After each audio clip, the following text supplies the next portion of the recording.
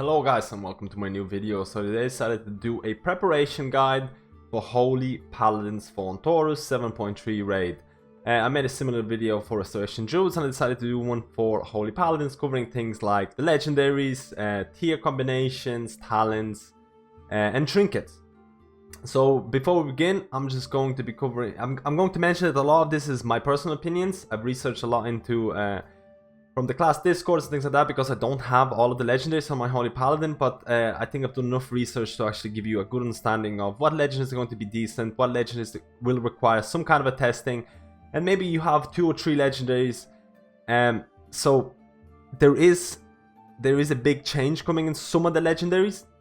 So there's a possibility that even if you don't have the best ones, even if a legendary you thought was pretty terrible, it might become better because of the changes coming in Antorus and the changes coming in with tier 21, which is going to majorly, there's going to be some crazy rotational changes and RNG involvement in Holy Paladin gameplay, which I'm not really happy about. But let's look at the legendaries. So we saw in Tomb of Sargeras that the Cloak and the Judgment Ring were probably the most widely used legendary combo in Tomb of Sargeras, at least by all the people who were trying to log or get as high HPS as possible, which technically does not mean that they're the best legendaries to use for progression and things like that. And there's multiple reasons why. So one of the reasons why the Cloak was used so much, Marat's Dying Breath, is because of the synergy with tier 20. So by default, Holy Paladin tier 20 reduced 2-piece was reduced the cooldown of Light of Dawn by 2 seconds, and 4-piece was for 5 seconds after casting Light of Dawn, your healing spells would transfer an additional 40% to your Beacon of Light target.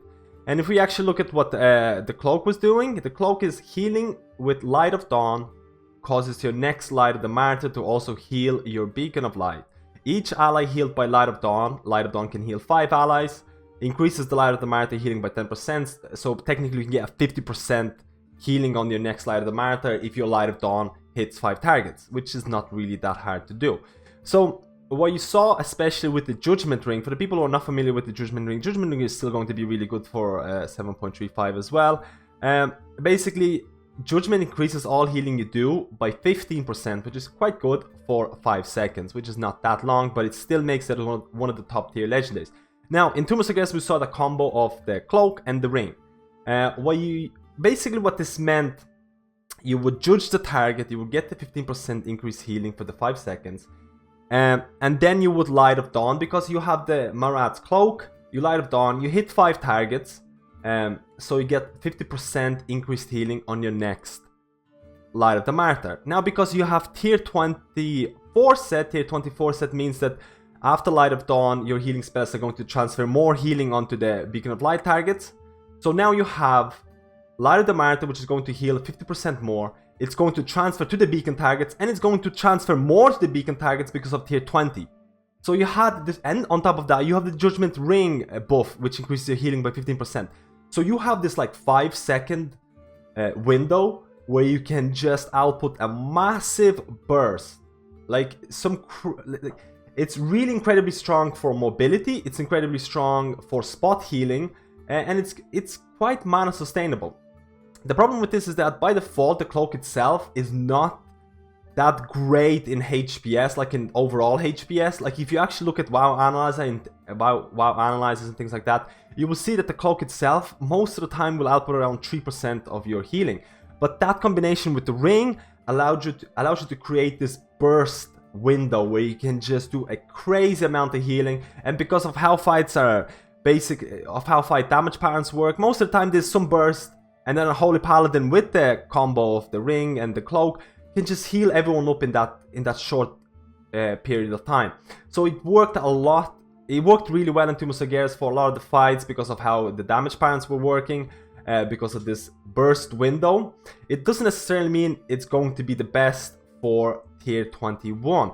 The Cloak synergy or the strength was due to the tier 24 set and tier 22 set as well. So because tier 22 set also reduced Light of Dawn by 2 seconds, which is also pretty good.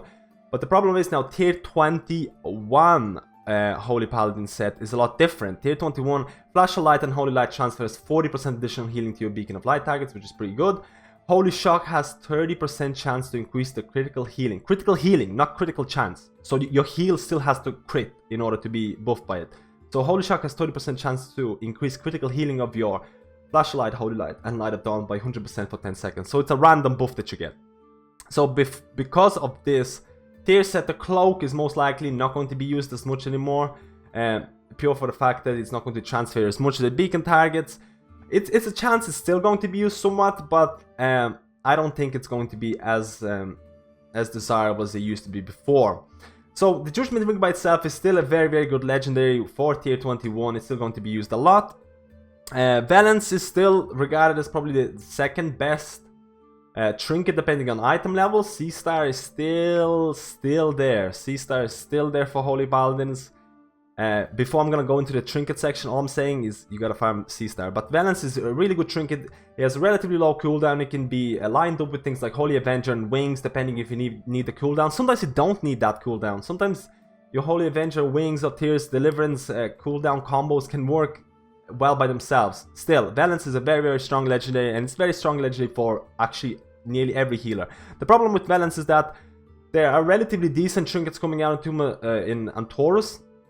That might make Valence not as desirable, but it's not to the same extent as other healers, because at the end of the day, for other healers, I was talking about Karafi of Searing Light, which is a mana regen trinket. Paladins can opt into using Holy Light as a filler or a spell that's going to be used with Infusion of Light procs, or if you're having things like Blessing of Wisdom, or not having, the fight is actually shorter, you can opt in to use a Flash of Light, which is a lot less mana efficient but provides more healing or HPS. So Holy Paladin has a choice of using a lot of mana or not using that much mana. So a mana regen trinket is not a clear choice for Holy Paladin. So basically the only difference in terms of trinkets, Pantheon trinkets seem to be quite good for Holy Paladin, but we're going to cover that later on. So Valence is a good choice. Judgment Ring is going to be pretty good. Cloak is going to lose a lot of value because of how tier 21 works.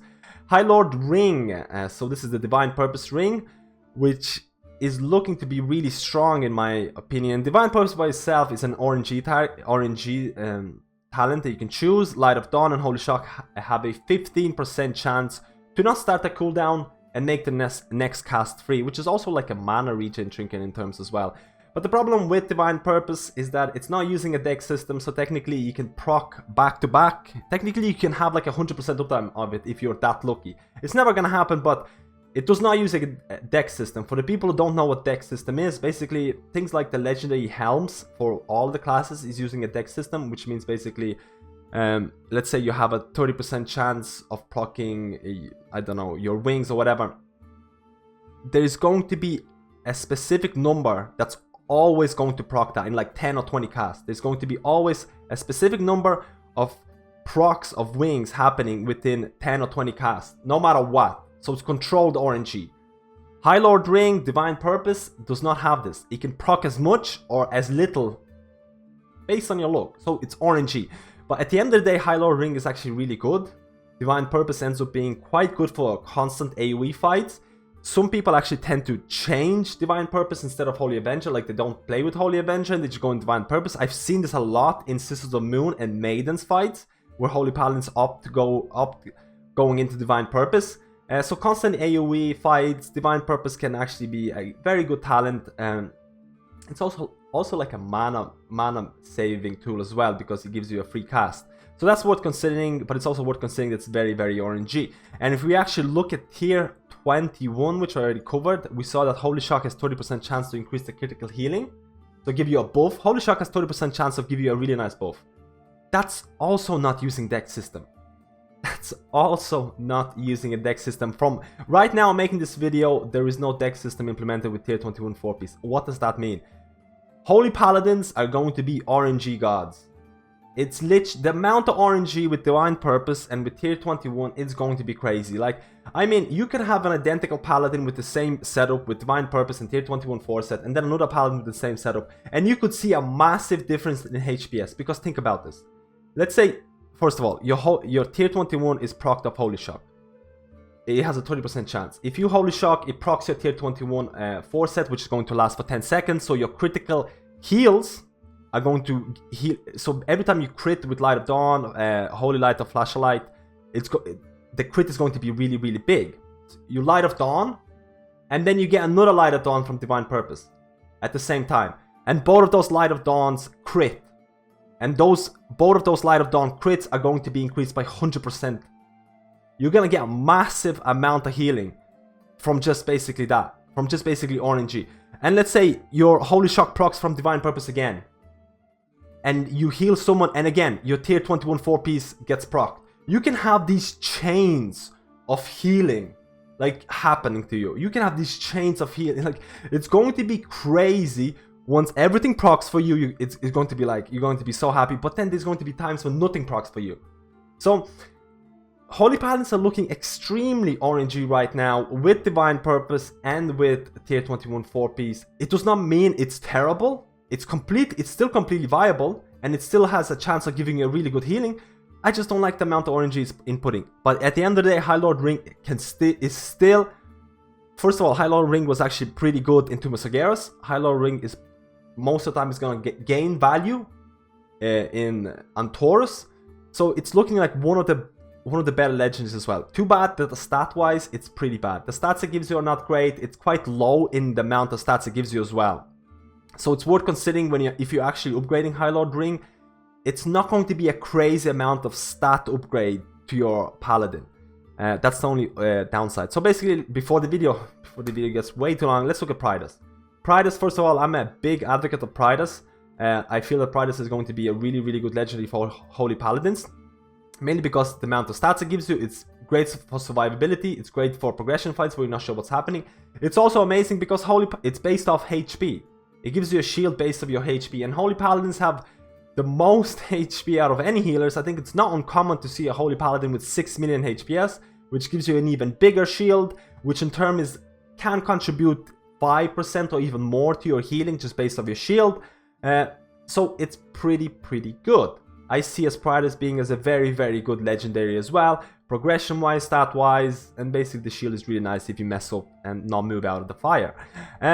So let's look at the legendary that's probably the most talked about right now, where we're not really sure about how it's gonna go, what it's gonna be. It's probably gonna see a much higher usage in tier 21. So that's the Legendary Shoulders. Legendary Shoulders, 30% of any healing done to you heals all allies affected by beacons, divided evenly. So it's the most passive legendary ever. You don't have to do anything about this. You just basically have to take constant damage and get healed.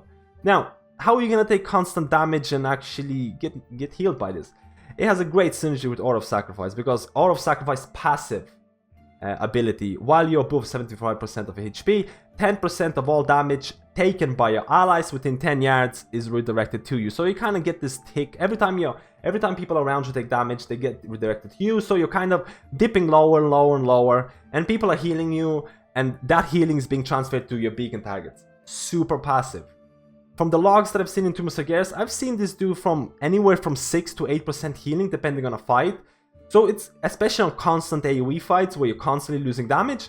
So it can be a decent legendary. We're not sure how it's going. I'm not sure if it's going to be top tier. All I'm kind of sure about this right now is that it's going to be more used in Antorus than it was in Tomb of Sargeras. It does have a complete negative like synergy with Prydaz. You wouldn't use Prydaz with Legendary Shoulders, so you need to keep that in mind. But if you only have like 3 legendaries and one of them is Legendary Shoulders, like let's say you have the boots and the wrists and you have the shoulders is gonna be the best one out of those, and it has a chance to do a lot of healing. So these are the legendaries that I think are going to be really strong. My suggestion would be maybe I'm really big advocate of the Highlord Ring, because Highlord Ring was already good. I feel it's going to be even better in Antorus. I feel Prydaz is going to be an amazing progression legendary. I would opt in somewhere along those lines to use any of those. Balance depends on the trinket choices, or depends on how high is your C-star, how high C-star trinket you have, and whether you're gonna get Amethyst Vision. So it's a legendary that dependent on your current trinkets. Judgment Ring is also going to be really good and things like that. So there's a lot of things to choose from. My suggestion would be somewhere along Prydaz, maybe Highlord Ring, depending on how fast you can get tier 21 4 set. So let's look at talents and tiers. So looking at the talents for Holy Paladin in Antorus, there's nothing really gonna change. You're probably still gonna go with Bestowed Fate. Light's Hammer is great for heavy AoE where people are stacked up. It's used on Desolate Host and things like that, so it's not a bad choice. Bestowed Fate can be actually used quite well with Order of Sacrifice and things like that. There's synergy with Bestowed Fate a lot as well. Tier 30, like, you have the movement. Most likely it's going to be, well, not movement. Most likely you're going to use Rule of Law. Rule of Law is great, especially if you're spread out. You can't stack on the melee or you can't stack on the range, and you have to choose. Rule of Law is probably the best one to use in raiding scenarios. Tier 45 is basically, doesn't really matter. Repentance, Binding Light, Feel Justice. Tier 60, this is where you get your auras.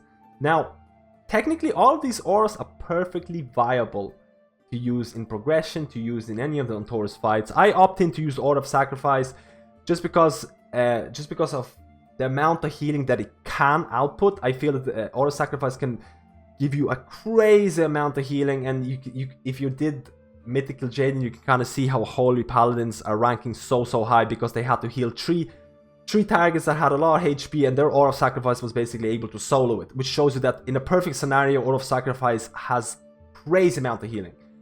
Devotion Aura is great for progression fights as well, and Aura of Mercy can be used really well, especially with the Judgment Ring as well, to increase its healing. Aura of Mercy is the kind of heal that you just press and you don't care about it. So depending on which one you opt in, all of these are actually perfectly viable, I feel. For 45, Holy Avenger is the usual choice. Divine Purpose can make a comeback, especially for constant AoE fights where you need them. Maybe you might need the mana, and constant AoE fights where the procs are actually going to give you a decent HPS, a decent mana sustain. And Holy Avenger is more for the fights where you know you're gonna need that burst healing coupled with Tears Deliverance. And then you have tier 90, Sanctified Wrath, Judgment of Light. Judgment of Light is the one that you're probably going to go with. Actually, it's probably the only one choice, especially if you have the Judgment Ring as well. And with tier 100, Beacon of Fate is going to be used probably in majority of the fights where there are 2 tanks to be healed. Now, keep in mind that Beacon of Lightbringer is actually a very legitimate choice for fights where there might not be 2 tanks available at all times. If I go back to Tomb of Sargeras example, Demonic Inquisition, where one of the tanks might be in the other realm and there's no really 2 targets to heal all the time, Beacon of Lightbringer, especially with increased Light of Dawn procs, can be, or Light of Dawn healing, can be actually quite strong. But these are the kind of talents. I'm not really gonna change. Divine Purpose is the only one that I'm kind of unsure about, or the one that I'm kind of leaning towards. In terms of tiers, now this is actually a little bit interesting. So tier 21 4 set is very decent. Tier 20 4 set is very decent as well. So both of them are actually quite good, but the point is, tier 21, you're most likely, it's going to be a lot easier to get a really high tier 21 than to get tier 20. So you're going to be looking at picking up tier 21 4 set as soon as possible. You'll be looking at getting the head, chest, and cloak from tier 21. All of them give you some amount of crit, and then you'll kind of like, depends on what you want, pick out the gloves or whatever other pieces to actually complete the 4 set. Now, if you complete the tier 21 4 set, it's possible that you might be running with tier 21 4 set and tier 22 set. Tier 22 set reduces the Light of Dawn cooldown by 2 seconds. Now, this is interesting because this is very interesting. So tier 22 set is not really that strong. First of all, it's equivalent to around 20 item levels overall, which is not that great. But you have to keep in mind that if you have C-Star, which is one of the best trinkets for Holy Paladins, C-Star will increase your tier 22 set bonus by a little bit. You also have to keep in mind that there's another playstyle that I've considered. If you have tier 21 4 set and tier 22 set, and you have a decent amount of haste, it depends on how much haste you have, but at 15% haste on my Paladin, my Light of Dawn cooldown is 8.6 seconds. Tier 21 4 set buff is 10 seconds. So basically what it means with tier 22 set and a decent amount of haste, I'm not saying it's completely viable, but it's possible it might have some benefit. You press your Holy Shock has 30% chance to give you the tier 21 4 set buff. The tier 21 4 set buff lasts for 10 seconds. So basically, you're going to be Light of Dawning straight away after you get the buff. If your Light of Dawn crits on some targets, great, massive amount of healing. And then at the end of the buff, you also will have a second Light of Dawn cast possible based on your haste. So you'll have 2 Light of Dawns cast in the tier 21 4 set frame. That's only possible basically with decent amount of haste and tier 22 set. I haven't done any math on this, so I'm not sure if it's going to be completely viable, but it's something to test out. So if you have tier 21 4 set and tier 22 set, it might be worth testing this out and it might be worth considering. Overall, tier 22 set is not that great, but like I said, C-Star and a possible 2 Light of Dawns within the tier 21 4 set buff can change its value depending on the item levels. So let's look at the trinkets. So the trinket wise, like I mentioned before in the video, Holy Paladins most likely I'm not going to be using mana regen trinket. There's not that many mana issues for Holy Paladins. Holy Paladins can choose to go the lesser mana route with Holy Light and things like that. So at the end of the day, you're not going to need Karafi of the Searing Light. At the end of the day, C-Star is going to be your best trinket. So Mr. Sajin is going to be most likely farmed by every Holy Paladin out there looking for that high C-Star proc. Right now, based on a spreadsheet with the default character stats, if you want to get better reading, you have to input your own stats and things like that. There's a link description below for the spreadsheet. There's amazing information there, especially from Holy Paladin Discord as well. 955 C-Star is equivalent to 1000 item level Amatil's Vision. Your Arcane Crystal 2.0. So 955 C-Star is around equivalent to that. So C-Star can have a big potential of being a really, really good trinket. It's going to be farmed. So if you have a high C-Star, you're most likely going to be sticking with C-Star for a long time, or at least you can get the combo would be like C-Star and Amatil's Vision is a really, really nice combo. Antorus Compassion, which is also another Pantheon trinket, is also very decent.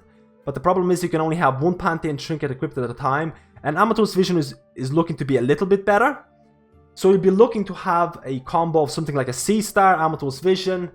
If you don't have any of those, Valence can be a good substitute, and Valence could be one of the legendaries that you upgrade first, depending on your trinket. So that's why when I was covering legendaries, I didn't say Valence is going to be your #1 trinket. You have to upgrade it straight away, because it depends on how high your C-Star is. It depends on whether you're gonna get the Amatil's Vision or Antorus Compassion.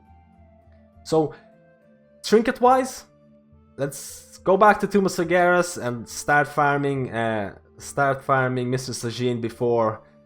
Unless C-Star gets really nerfed, C-Star is going to be one of your best trinkets as a Holy Paladin, especially if you're still going to be sticking with tier 22 set in Antorus.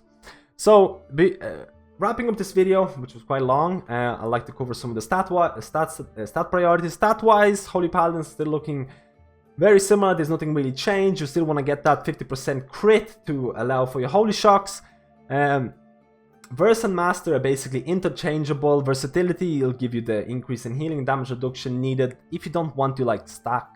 If you don't want to stack in melee or range, or you can't stack all the times, Versatility will just give you a flat out increase in healing, while Mastery will give you more healing if you can stack with if the raid is stacked and etc. So Verse and Mastery are completely interchangeable depending on a fight. Haste depends on fight lengths and your possible mana issues. Haste can actually be decent stat, but it's all about like the fight length, mana consumption, things like that. And haste is widely regarded as one of the worst stats to stack for Holy Paladin. So crit versus mastery are the ones that you really, really want to look out for. So this has been a overview of Holy Paladin preparation. Legendaries are looking quite like the same for Resto Druids. There's a lot of uncertainty in terms of which legendary to upgrade. As I mentioned, Prydaz is an easy choice to upgrade. It's an easy legendary to use. It's great for progression and things like that, but it really depends on legendaries you have and the tiers that you're gonna go with. So like I said, Holy Paladins are looking to be like RNG gods with tier 21 4 set and Highlord ring or Divine Purpose talent equipped. Mainly because none of them are using deck system. It's all about luck. If that doesn't change, I'm actually expecting to see a lot of logs where some Holy Paladins are like way higher up and some Holy Paladins a bit lower, even though there's the same skill or the same gear. there's a lot of RNG involved in Holy Paladin gameplay with tier 21. But let's see how it turns out. Let me know how you feel about this video. Let me know how you feel about the Legendaries. I am a little bit excited about the Legendary shows and see how they play out. I'm still not completely sure how it's going to happen, but let me know how you feel about the video. Let me know how you feel about your Holy Paladin coming into Antorus 7.35, and I'll see you next time.